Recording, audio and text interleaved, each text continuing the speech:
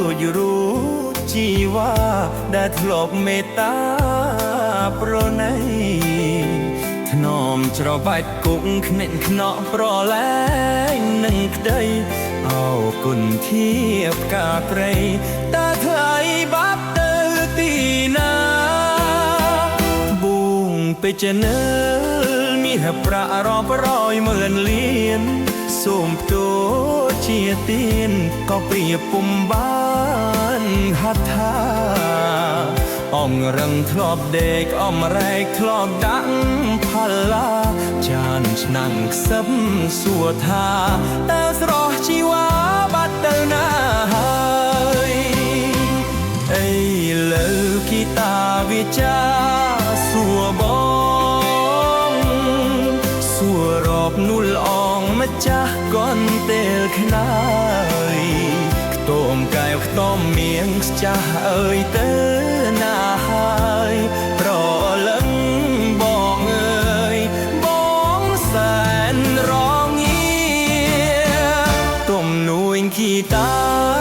ចាប្រាក់ស្រប់បៃលឹមស្នេហ៍ដូចសុបិនមានឆាត់គ្មានក្តីមេត្តាបងយំរាប់ព្រៃស្រីសើជាមួយសង្សារដៃបងអោគីតាជីវ៉ាប្រស្នេហ៍ថ្មី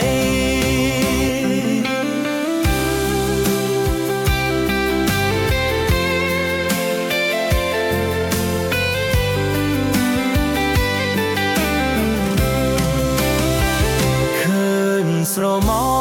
លរពូត្រជាអស់ចាដូចរូបជីវ៉ាដែលធ្លាប់មេត្តាប្រណីថ្នមស្របែកពុកខ្និចខ្នក់ប្រឡែងនឹងក្តីអោគុណធៀបកាព្រៃតាថ្លៃបាត់ទៅទីណាពងពេជ្រនៅញីហប្រាក់រាប់រយម៉ឺនលានសូមតោជាទៀងក៏ព្រៀបគុំបានហត្ថាក៏រឹងធ្លាប់ដេកតំរែកធ្លាប់ដាក់